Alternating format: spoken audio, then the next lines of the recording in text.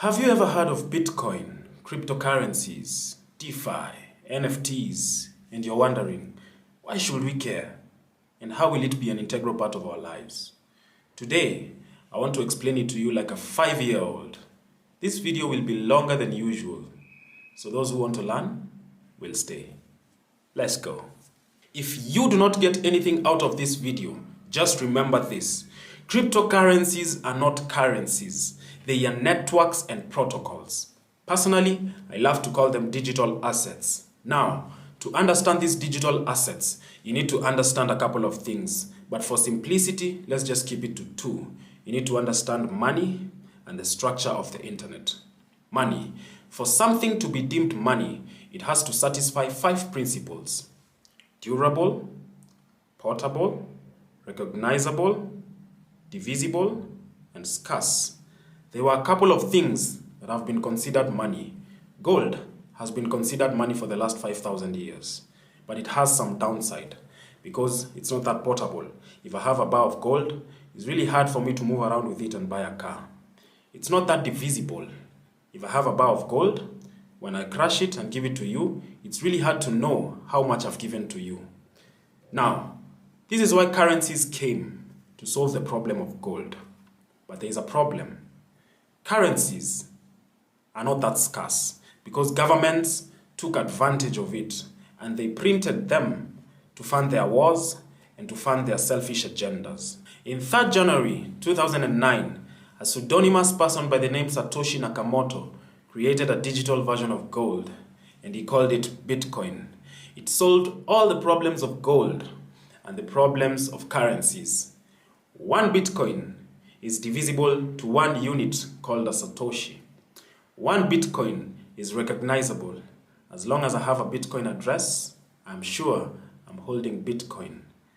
Bitcoin is portable. I can carry it around the world in my head, and I'll explain how later. Bitcoin is durable. As long as the internet is there, Bitcoin will always exist. Bitcoin is scarce. There will only be 21 million Bitcoin. And please, stop calling it Bitcoins. It's Bitcoin. Now, this Bitcoin, how will we use it in our day-to-day lives? A couple of examples. 1, say if you're in Ukraine right now and you want to leave the country because of the war and you have $1 million, what do? You can't carry your house with you. You can't carry the money in the bank with you because maybe the banks are closed. If you own gold, you can't carry the gold with you because it might be seized at the border. So, you buy Bitcoin with $1 million, put it in a hardware wallet, cross the border with a hardware wallet. Even if they seize the hardware wallet, as long as you remember 12-word phrases in your head, you can go anywhere in the world. As long as you have an internet access, you'll be able to access your $1 million. Second use case, as a store of value. The governments are inflating the economy all over the world. Prices of everything is going up. If you want to preserve your purchasing power, you can take some of your wealth, put it in Bitcoin, and when they inflate the economy, because Bitcoin has a fixed supply of 21 million, the price of Bitcoin will go up, preserving your purchasing power. And someone will argue, I bought Bitcoin, after a month or 3 months, I lost half my money.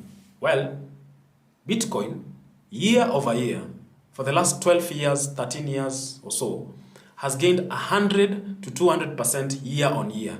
If your time frame is 1 month or 3 months, you lose. If your time frame is longer term, 10 years, you gain. Third use case, I'm in Kenya. Say I have a friend in Norway and I want to send them $1 million. Traditional way to send them that money, I need to go to the bank. I need to follow a bureaucratic process in the banks, sign 16,000 documents, prove where this money has come from. And it takes a couple of days for the money to reach my friend. I hear nowadays it takes 1 day, but anyway. Now, and my friend in Norway, when they receive the money, they'll have to present the same documents, go through the same bureaucratic process. With Bitcoin, as long as I have a Bitcoin address and my friend has a Bitcoin address, I can buy $1 million worth of Bitcoin right now, send it to their Bitcoin address, and in a split of a second to an hour, they'll receive the money. So if you're still skeptical, remember, El Salvador, a country, made Bitcoin legal tender. A city in Switzerland, Luango, made Bitcoin legal tender. Tesla owns Bitcoin. Tim Cook, the CEO of Apple, owns Bitcoin.